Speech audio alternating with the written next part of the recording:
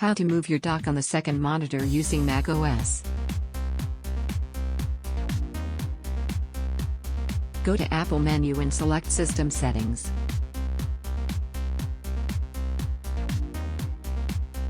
Scroll down and go to Displays. Select Arrange.